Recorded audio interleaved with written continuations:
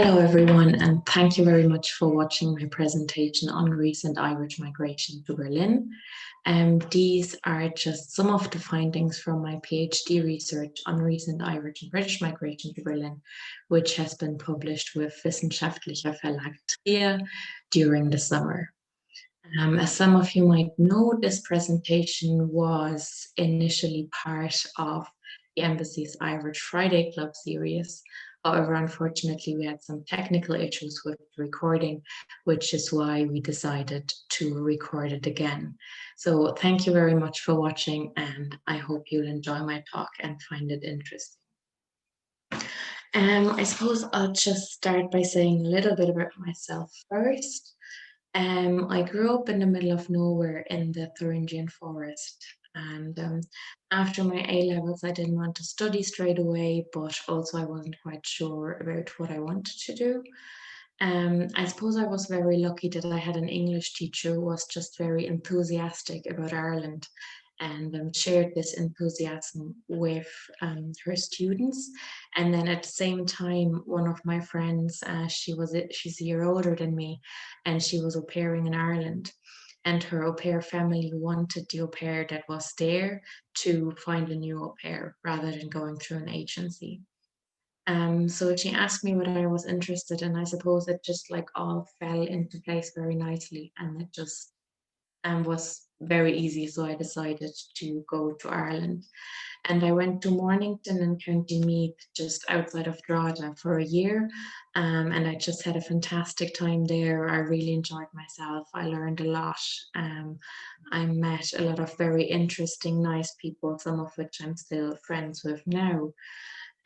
However, after a year, then I went back to Germany, and I suppose I suffered from what you might call a reverse culture shock. I just couldn't cope with life in Germany anymore at all. And so, yeah, I did apply for a couple of university courses, but it was just like all very half-heartedly. And then I heard that one of my friends was also appearing in Mornington. She went back to Germany. And I suppose her au pair family had heard about my little dilemma, and they called me and asked me if I wanted to au pair for them for another year. And I suppose I already knew the family. I got on well with them. And so I decided to just go back. Had another really great year there. But then, so after 2 years in total, I went back to Germany because I wanted to study, and I couldn't really afford the tuition fees in Ireland at the time. So I then started studying English studies at the University of Magdeburg because I just wanted to study something in which I could use the experience of these past 2 years and kind of broaden my knowledge on Ireland. And even though I did English studies, I just tried to kind of use my knowledge about Ireland whenever possible and also broaden it. I did courses on Ireland and Irish studies whenever possible.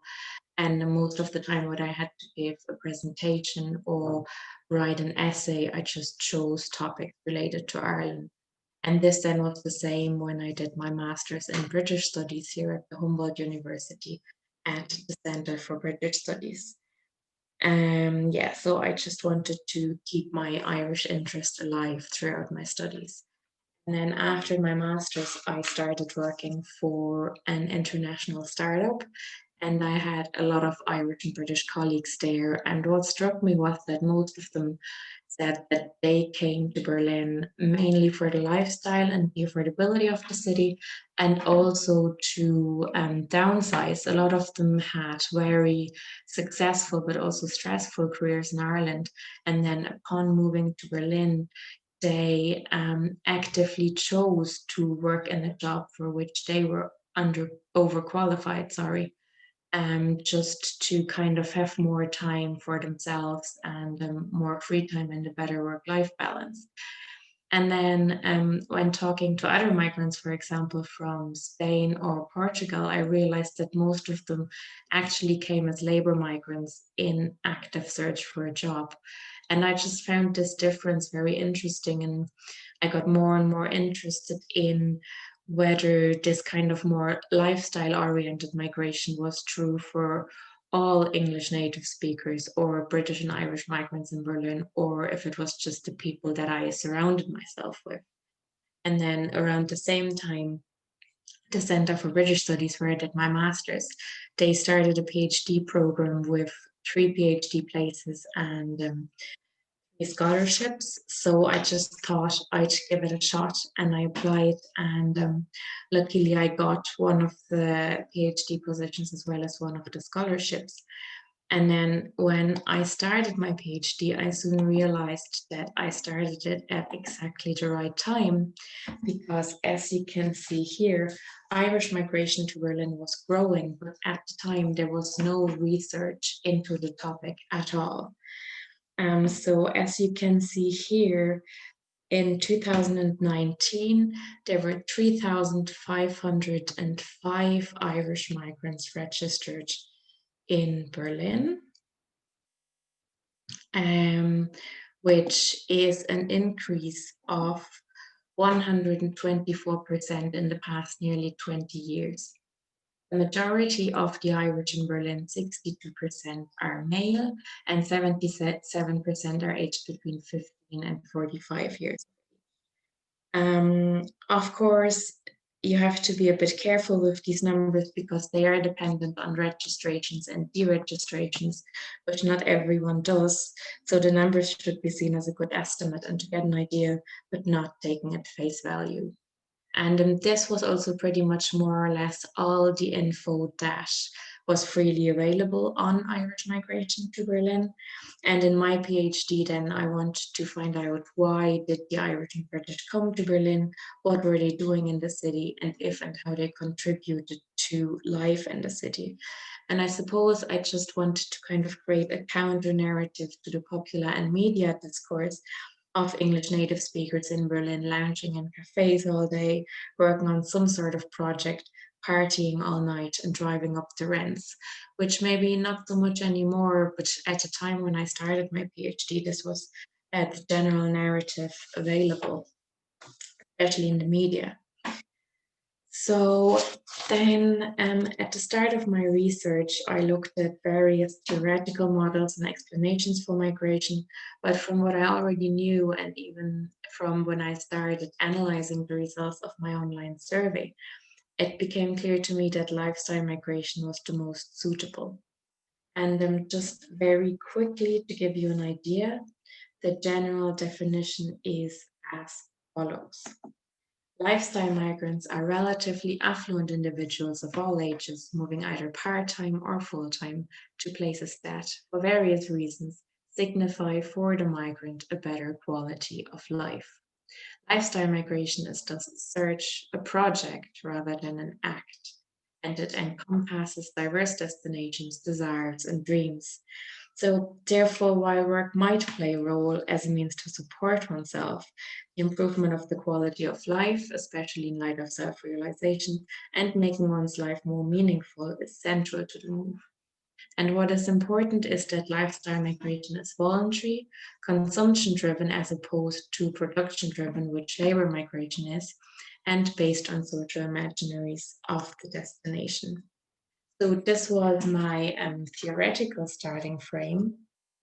And then in terms of my sample, I decided to use a mixed methods approach in order to get more reliable results. And I started with an online questionnaire to get an overview of the Irish and British population in Berlin.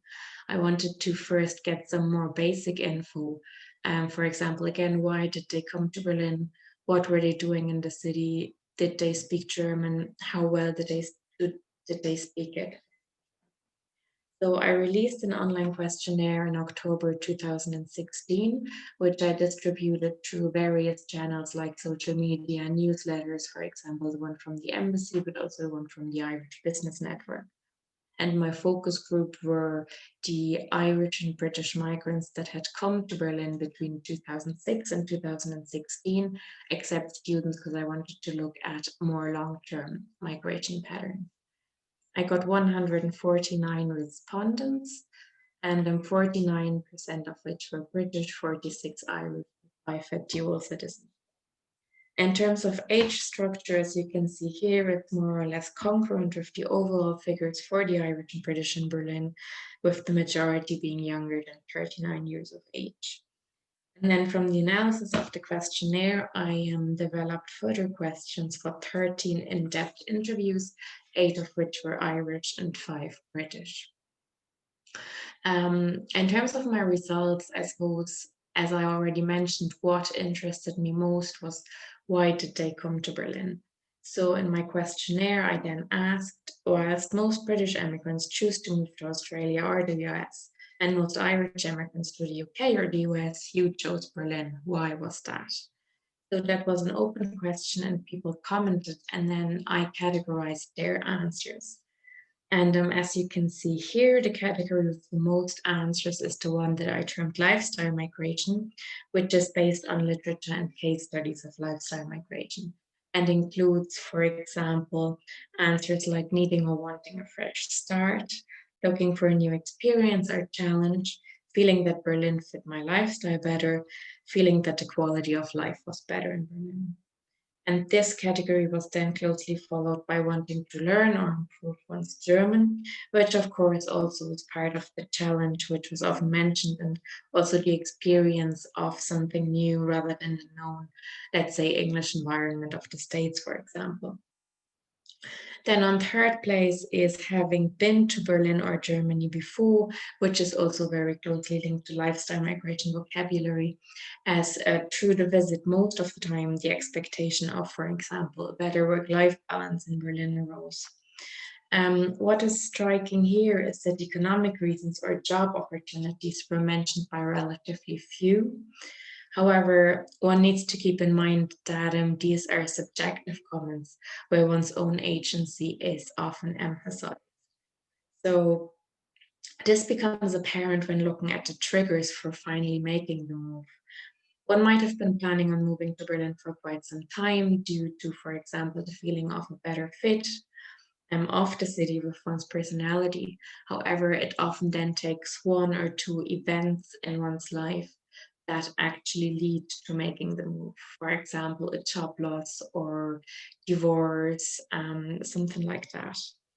So I asked my respondents for the triggers, and these were predefined, but more than one answer was possible. And what becomes apparent here is that close to 1/3 needed an actual job opportunity in Berlin to make the move. Here we can see that while they might move for lifestyle reasons, the job still plays a significant role for at least 1/3. However, close to 1/5 also didn't need a trigger and seemingly just made the move without any securities. And what was also interesting was that also close to 1/3 left the country, Ireland or Britain, due to developments within, either in politics or the financial crisis. Yet only 7% left due to a job loss, which would suggest that quite a number of the respondents still work for their British or Irish jobs from Berlin, or that they had to actively quit their job in order to make the move. Mm. In order to get some more detailed insight then into these figures, I would like to also have a quick look at the results of my interviews to further explain these results. So generally in migration research, you divide reasons for migration into push and pull factors. And as you can see here, the overall push factor for my respondents was a need for change. And this materialized through different reasons. For example, feeling stuck either professionally or in their private lives, but also being dissatisfied with their pace of life. And this is very well shown here in this quote by one of my respondents. I think in Dublin, because I was like in events and stuff, most of my friends were, and they just knew all the concerts and festivals and things that were happening. So I kind of felt like I'd done everything and I knew everything. And whenever people wanted to know what was happening in Dublin, I just knew, and then I knew everyone. I just felt like I'd done it. Is it James Joyce who says that Dublin is the center of paralysis? So I always felt like a bit stagnant in Ireland because, like, you can only go so far, you know. It's like I said, I just felt like I'd done everything, and this is it now. And I'm standing on top of the mountain going, what am I doing now?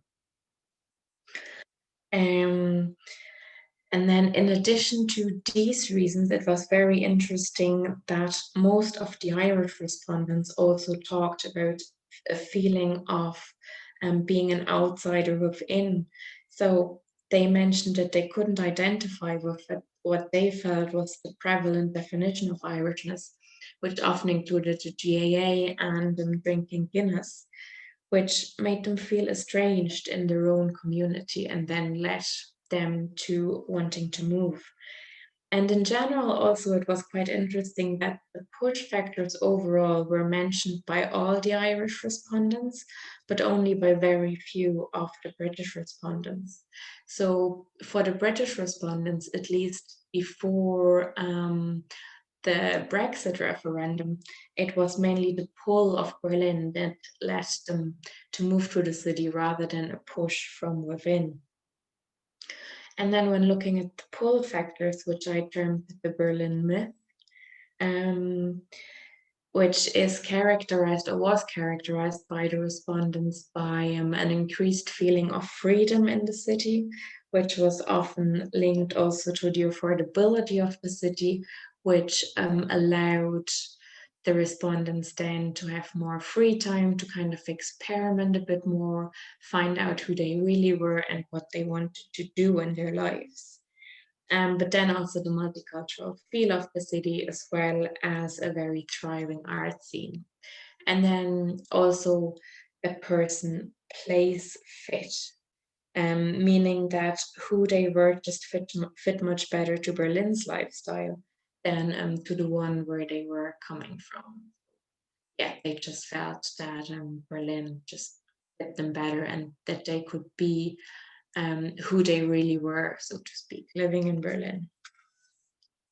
And again, very specific to the Irish respondents was that all of them underlined that they came to Berlin specifically to get away from an Irish lifestyle with which they couldn't identify at all, which is why they chose to not go to the UK, the US, or Canada, where there already are long established, often quite traditional Irish communities, but to go to Berlin instead. And this, of course, is also reflected in how the Irish community in Berlin live and how it is organized. Most of my respondents underlined that, at least initially, they tried to stay away from other Irish people in the city in order to be able to truly escape that Irish lifestyle. However, while there is no traditional Irish centres like in many British cities, for example, there is in Berlin a maturing of an alternative and often very artistic Irish identity that is visible in the city, which was represented by, for example, PRA, the Alternative Irish Arts Festival that happened 2 years ago. And this kind of alternative Irish lifestyle doesn't really seem to be possible, at least not to this extent, in long established Irish destinations like the UK, for example. And this is also why Derek Scully, the Berlin correspondent of the Irish Times, defined Berlin as having the potential to being a laboratory, testing what an Irish migrant community can be in the 21st century, especially in light of a reframing of an Irish identity. So, in a sense, the rejection of traditional markers of Irish identity is what connects the Irish in Berlin and what allows them to aim towards a more inclusive and modern definition of Irishness, which I think is a very special and unique characteristic of the Irish community in Berlin because it's such a newly kind of established migration destination for the Irish.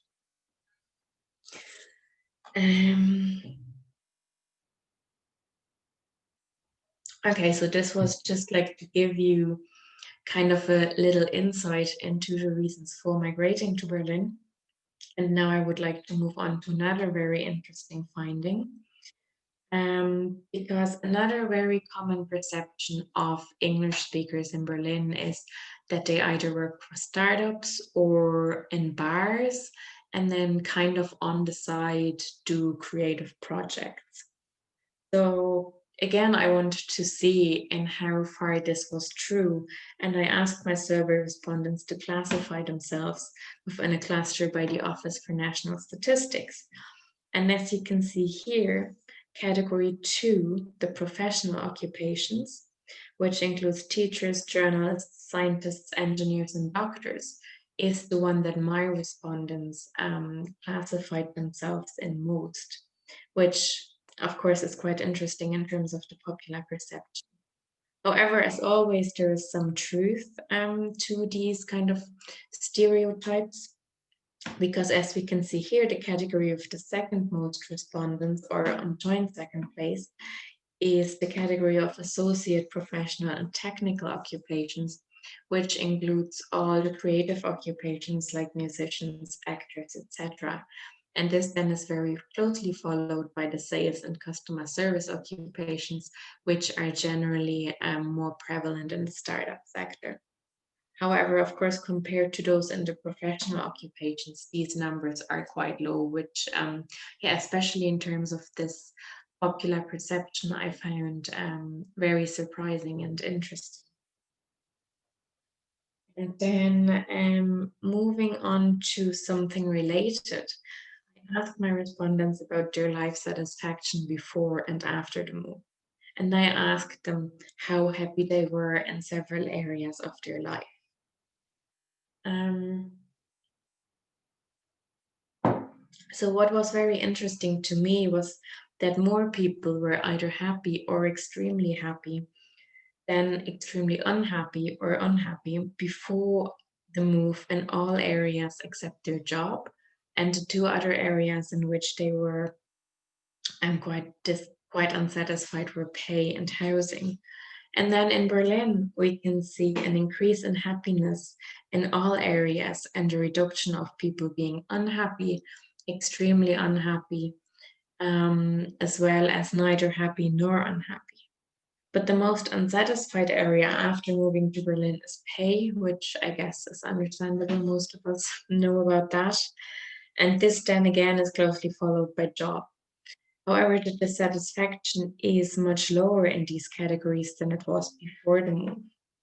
And in fact, looking at the financial situation in Berlin in general, only slightly more than half of the respondents said that they were either better off or considerably better off financially before the move, which again is not surprising. However, what to me was the surprising bit was that in terms of their life overall, nearly 84% said that their life had either improved or considerably improved since moving to Berlin. Therefore, even though the financial situation has not improved for about half the respondents, more than 3/4 of them say that their life had either improved or considerably, which of course is in line what I heard from many people, and also know out of my own experience that you don't come to Berlin if you want to make a lot of money or if you want to have a career. Then you would probably move to Munich, Frankfurt, or Hamburg, but you come to Berlin for the lifestyle, for the work-life balance. And that was also mentioned in the interviews and also in the survey, that the things that are most valued about life in Berlin was just having more free time, and things being more affordable, having this better work-life balance, and yeah, just in general having more time for oneself, which again points towards lifestyle migration rather than labor migration.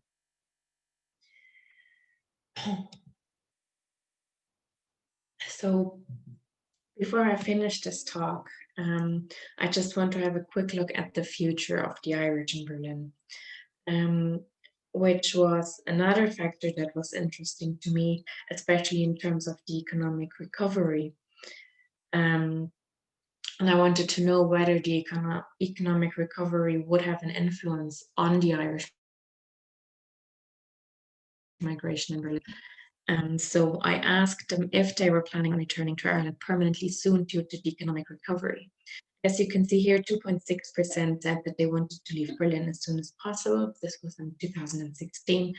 7.9% said that they wanted to leave in a few months, both due to the recovering economy, and a further 10.5% said that they would be returning home soon, but for other reasons. However, the great majority, nearly 80%, said that they wanted to stay in Berlin. And this, of course, fits their reason for migrating to Berlin, which, as described earlier, were rarely economically motivated, but often linked to a deeper dissatisfaction with life in Ireland, especially in relation to high rents, high costs of living, Ireland being too small, and often still too conservative. And a number of my respondents also didn't believe that the economic recovery was sustainable. Yeah, so this was just to give you a little insight into my research. Thank you very much for listening. I do hope that you enjoyed my short presentation and found it interesting. If you have any questions on what I presented, or maybe on my research in general, feel free to contact me. Thank you very much again. Have a lovely day. Thank you. Bye.